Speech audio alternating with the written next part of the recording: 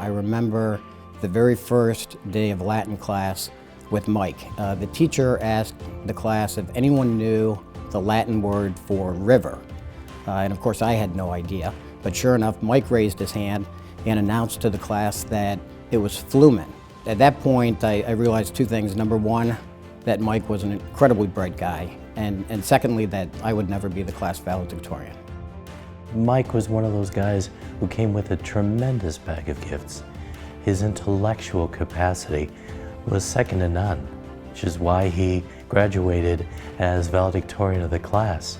And hearing the depth of his insight, the quickness of his responses in mathematics, leaving the rest of us kind of in the dust like, I'm not sure how he got this, but I'm glad he did. He's everything we admire in a guy at Saint Ignatius.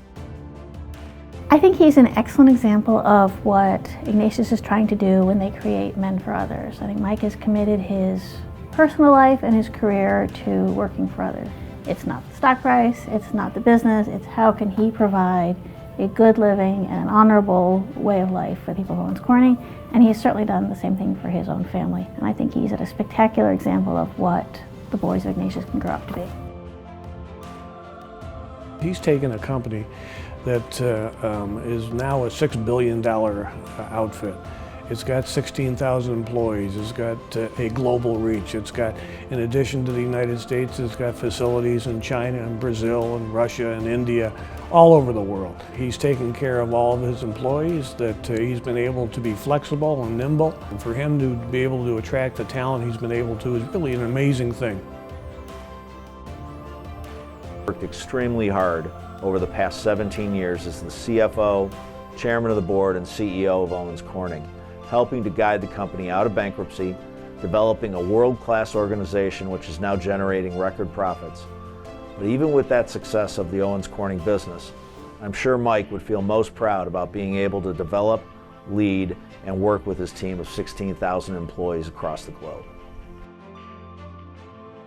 You know, sure, he's got important things to think about in this business, but he's always in every board meeting insisted that the first agenda item would actually be that we have a safety report. And the reason he has that is he's got 16,000 people that he worries about on a daily basis. So regardless of what other financial gymnastics the firm is going through or anything else, he wants to know about, you know, are people safe? These are the little things that tell you about Mike and what type of a person he is. His faith really, in marvelous ways, is shown in the way he treats other people, especially now in his philanthropy, I suppose you want to use it that way, in his openness to growth and actually trying to do the best for other people. He's on the board at St. John's High School in Toledo, which is a school that's having some difficulty, but he's really passionate in trying to make sure it continues its mission as a Jesuit school, and also is a very, very good place for young people to grow and to learn. There's not much reward. Save, this is what you just do. So I think part of the faith is really, this is what it is.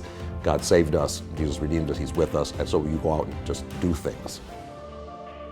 Mike has been tremendously generous to Saint Ignatius. So he gave this gift, a tremendous gift, several years ago for computers, for kids who would otherwise not be able to purchase computers, laptop computers. He knows what the school is about. He knows what the school needs. He knows what our students need, and he wants to be very generous in that.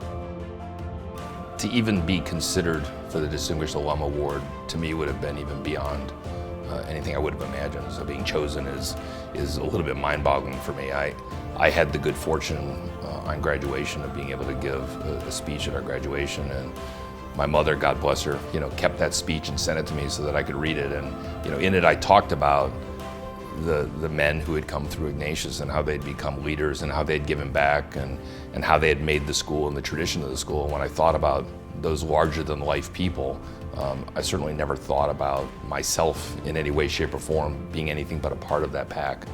And I think to be distinguished in any way with all the great alums in this school is really humbling. So I couldn't be more pleased to have been chosen to do this.